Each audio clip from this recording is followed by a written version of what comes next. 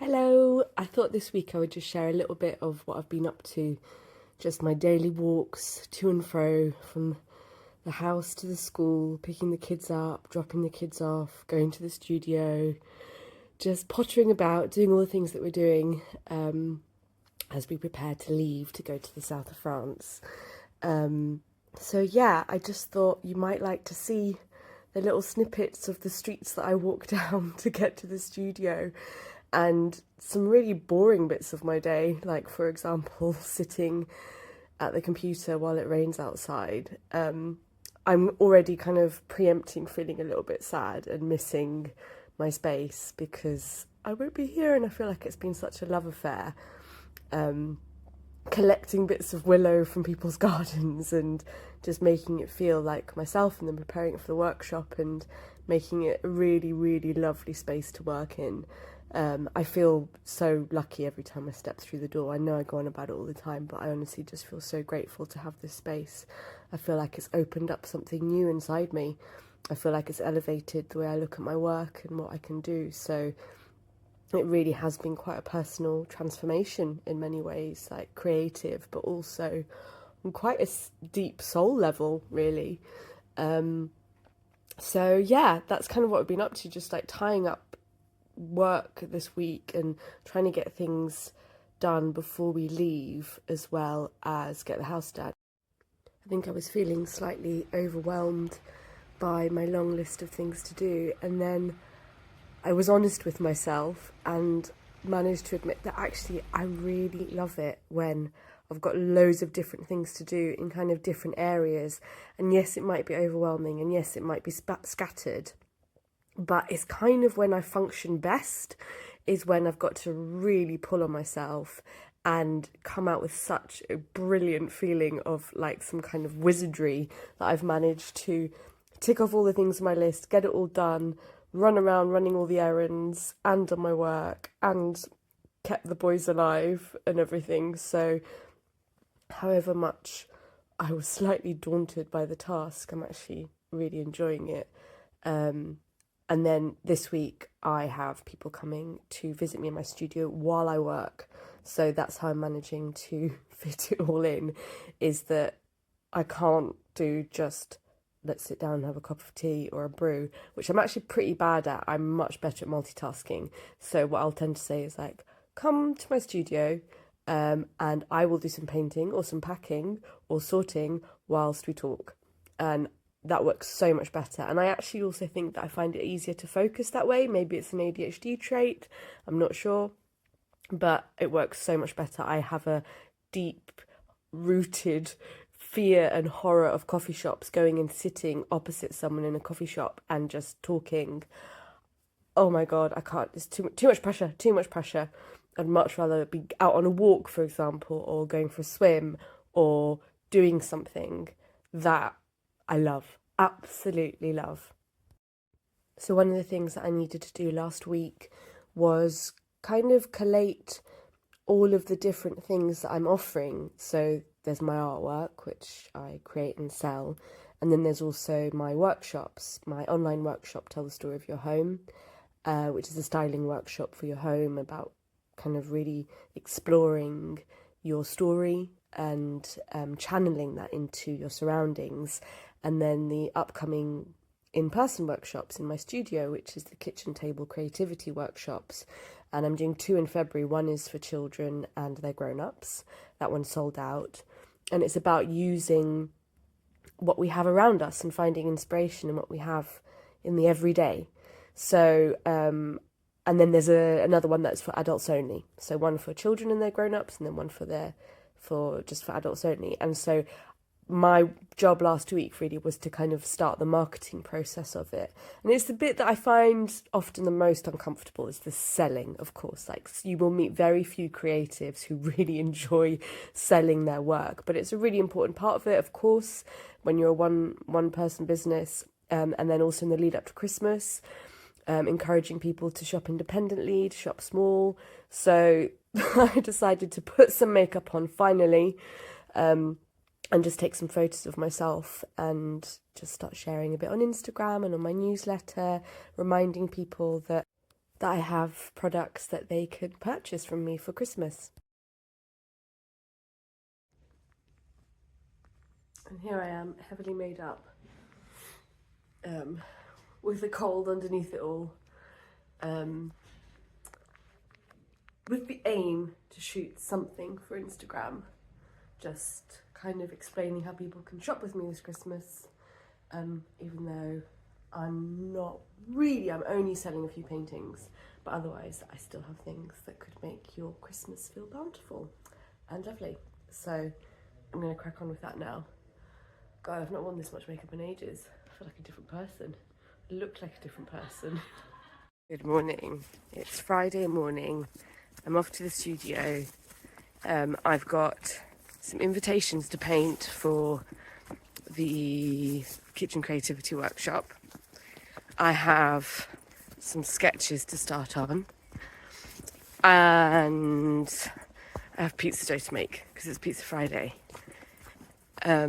And this is kind of my last week of properly being able to spend some time in the studio, because next week we will be sorting out the house and packing for France.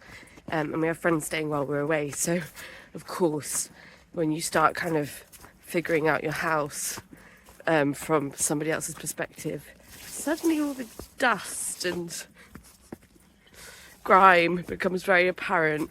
So we're just going to do like a triple thoroughly deep clean. And start packing and like say goodbye to people. That's a little bit easier without so much sunshine.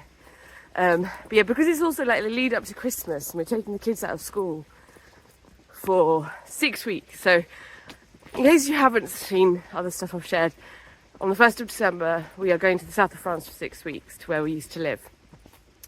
And we're taking the kids out of school, and we can do that because I'm essentially going for work, because I have a writing deadline and I need John there with me to help work with me on it. And so, of course, we're taking the kids. So we're going back to the beautiful French farmhouse in the Languedoc, Roussillon, where we used to live many moons ago. And we're going back there. We're going to stay in the old dairy. It's where we stayed in the summer. And we have like homework for the kids to do. I have my writing, and we're going to spend a lot of time on the land. It's very isolated. It is the wilderness. So it's going to be, I don't know what it's going to be. We'll see. I think our friends whose farmhouse it is will be there for part of the time. Just want to show you that beautiful, see it? It's one of the old mills that's been turned into apartments. It's really lovely. It's got really lovely views of the fields. And then this is the view of the road that I'm walking down. Where was I? Yes, so France. So that's what we're going to go and do for 6 weeks.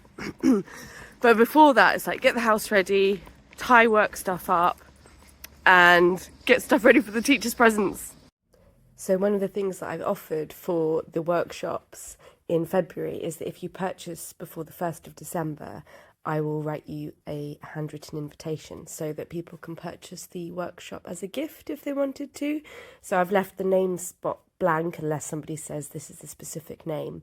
And I'm going to post these off imminently and get them off so that there's something physical to give people, because I understand that, you know, giving someone a workshop isn't always as exciting as opening an object, but if they've got something nice that feels nice, that's hand painted and handwritten, then I thought, you know, maybe this could lend itself to that. And it's interesting, like the more and more AI comes into our world, the more and more I am feeling so attached to handmade, handwritten, tangible, made by an actual human instead of just a digital product. So when the weekend arrived, I got the boys to sit down with John and to practice making treats, which we're going to make for the teachers before we leave as Christmas presents. So they are rolling out bits of dough. I think it's leftover pizza dough actually from the night before, making Nutella stuff, just stuffed dough with Nutella. Owen really loves doing stuff like that, anything with his hands. Griffin has more sensory sensibility, so he doesn't really like touching stuff, but Owen will get stuck in.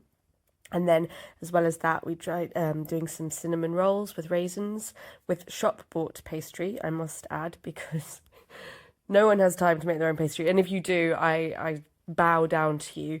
But yeah, with shop-bought pastry, which is also vegan, and just with cinnamon and sugar, raisins, butter. So easy and so delicious. I think Elwood was putting Nutella in his ones instead, or the Lidl brand, or maybe even like French Carrefour chocolate spread, I'm not sure.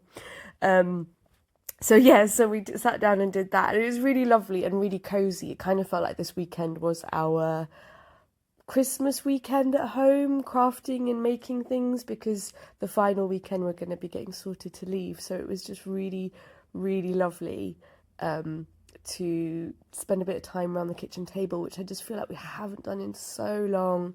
And it's just been so dark and cold. So we lit the fire and put the oven on, did some baking, and they turned out pretty deliciously. And then we spent all weekend eating them whilst also making Christmas cards for the teachers. And it's funny with the kids, like, I was like, come on, we're going to make Christmas cards for the teachers. And they just did not want to do it. They did not want to do it. So I forgot what I always say to other people is the most effective way to get kids drawing, is to just sit down and start doing it yourself. And then they're like cats. They kind of sidle up to you and start doing it. They can't resist it. So it was really beautiful, and I have such lovely memories as a kid of making Christmas cards to give to people, which I kind of think is what led me to then end up designing cards, which I sold for a few years, and I will probably do again one day. But yeah, it was a really beautiful week. The skies were just so bright and lovely, and the walks up and down through the fields were so beautiful. I feel very, very lucky and very grateful to have had this little kind of end to November, really, before we go, and so many moments with beautiful sunsets and glimmers of light through the trees. This is what keeps me going in the winter, this little magic. So I will keep you updated on how we're getting on, and I think the next video will be me packing for our trip to France and what we're taking with us on the 6 weeks away. Have a lovely end of November, loves. Ta-ra!